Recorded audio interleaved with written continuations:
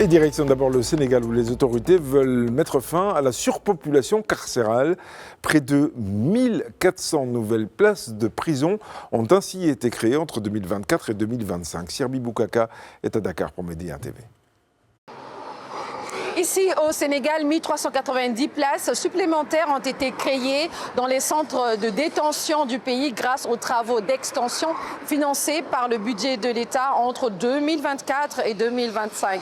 Ces efforts s'inscrivent dans un vaste programme de modernisation des infrastructures judiciaires qui prévoit la construction de 9 nouveaux établissements pénitentiaires. Justement, 2 projets pénitentiaires sont en cours. La construction du futur établissement de Sébikotane à Diamniadio d'une capacité de 2500 places et celle de la maison d'arrêt et de correction de Fatick prévue pour 500 places. Au-delà de la construction d'infrastructures, l'administration pénitentiaire souligne la mise en place de mesures destinées à améliorer les conditions de détention et à renforcer la préparation à la réinsertion sociale. Sirmi Boukaka pour Média TV, Dakar, Sénégal. En Guinée, l'opposition met en doute les résultats de l'élection présidentielle de dimanche dernier.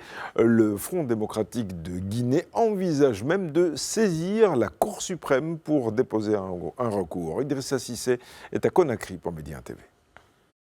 Ici, en République de Guinée, quelques jours seulement après la publication des résultats provisoires, le candidat du Front démocratique conteste les résultats publiés par la Direction générale des élections.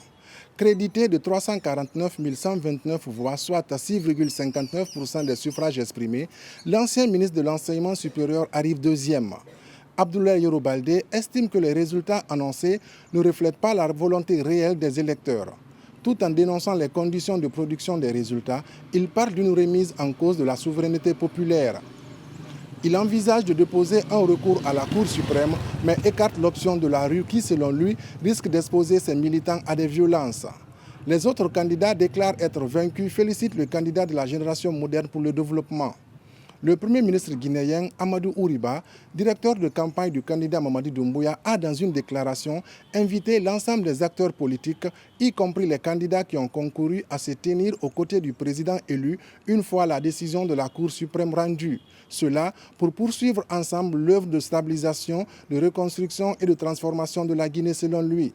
Idrissa Cissé, Conakry pour Média TV. En Côte d'Ivoire, la région du Bafing souhaite renforcer la sécurité alimentaire et stimuler aussi l'économie locale. Les responsables se concentrent particulièrement sur la production et la transformation du soja, du maïs et du blé pour réduire la dépendance alimentaire de la Côte d'Ivoire tout entière.